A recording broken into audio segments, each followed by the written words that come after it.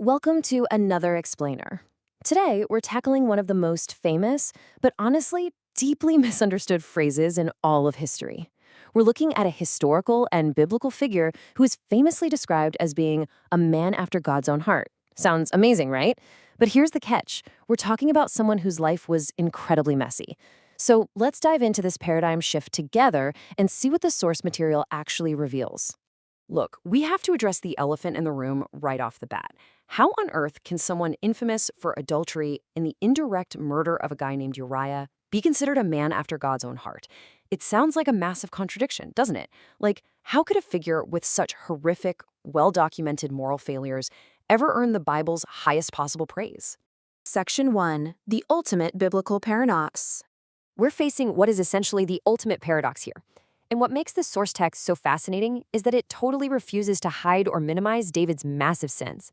It literally treats them as these enormous, catastrophic failures that caused his own family to suffer for generations. So if the text isn't hiding his terrible flaws, well, we've got a profound mystery to solve regarding his glowing historical reputation. But the crucial clue? It's actually tucked right at the end of this verse in Acts, a man after mine own heart, which shall fulfill all my will. That last part right there is the key that unlocks the whole phrase. Being after God's heart isn't just about having warm, fuzzy feelings. It's intrinsically linked to fulfilling his will. Section 2. Decoding the Hebrew Heart. Okay, to truly grasp this, we've got to dismantle some of our modern assumptions. Today, when you or I think of the heart, our brains immediately jump to emotions, romance, and feelings. But consider the ancient Hebrew perspective. The Hebrew word lev actually refers to the inner person. We're talking about your thoughts, your intentions, your desires, decisions, and moral commitments. It was essentially the command center of a person. So to the Hebrews, having a heart like God's wasn't about having similar feelings. It was all about where your deepest commitments and decisions ultimately align. And that brings us to the specific Hebrew phrase used in the original text, kilvavavu. It literally means according to his heart, or in harmony with his heart.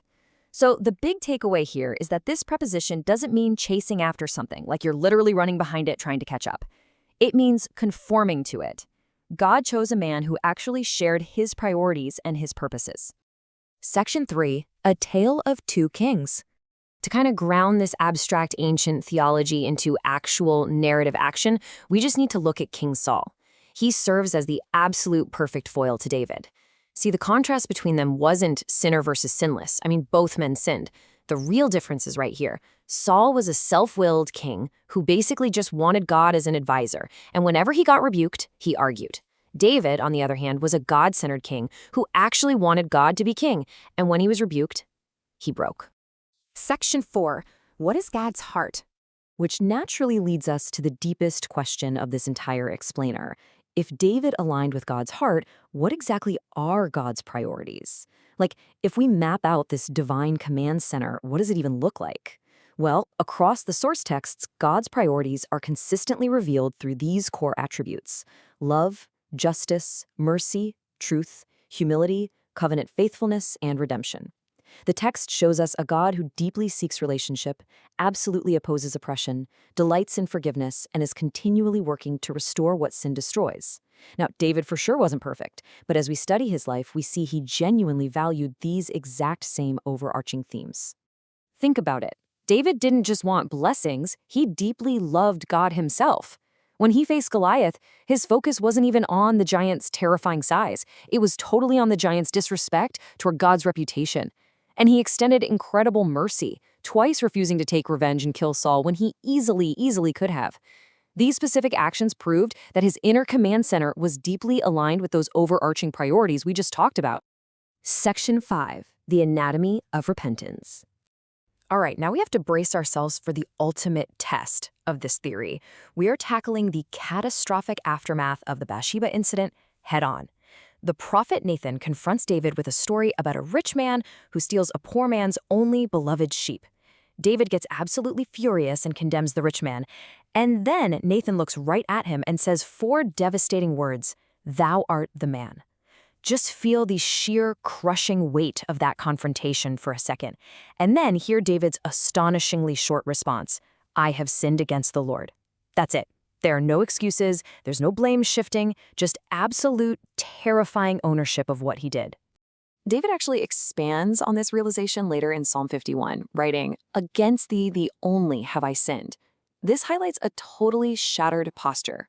A lot of people just regret the consequences of their actions, or they really hate being exposed in public. But David's words here reveal that he hated the actual offense against God far more than he hated getting caught or facing the music. And this brings us right back to the central thesis of David's whole life, stated super early in his story. Man looketh on the outward appearance, but the Lord looketh on the heart.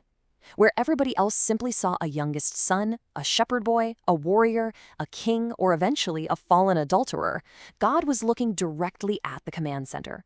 God saw a repentant heart that, despite its massive, glaring flaws, just kept turning back.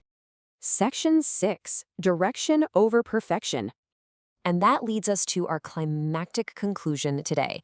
What we ultimately learn from the source material is that this incredibly famous biblical phrase, it is not a monument to sinless achievement. It's a description of spiritual orientation.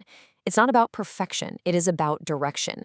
The text is making it explicitly clear that God can, and does, work with deeply flawed people, just as long as they remain responsive.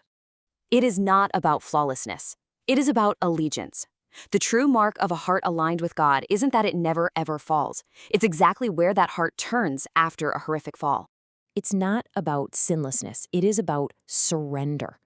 David's profound repentance became honestly just as famous as his monumental failure, precisely because his surrender in the aftermath was so absolute. Direction over perfection. I just want to let that powerful, universally relatable mantra sink in for a moment as the ultimate takeaway of David's life. His compass definitely did not always travel in a perfectly straight line, but it never lost its magnetic north. Which leaves us with a deeply provocative question to reflect on as we wrap up this explainer. Does your compass continually point back toward God? When you inevitably feel, because let's be real, we all do you focus on your lack of perfection, or do you focus on correcting your direction? Thank you so much for joining me to unpack this fascinating historical and linguistic paradigm shift. Keep learning, keep asking great questions, and I'll catch you in the next one.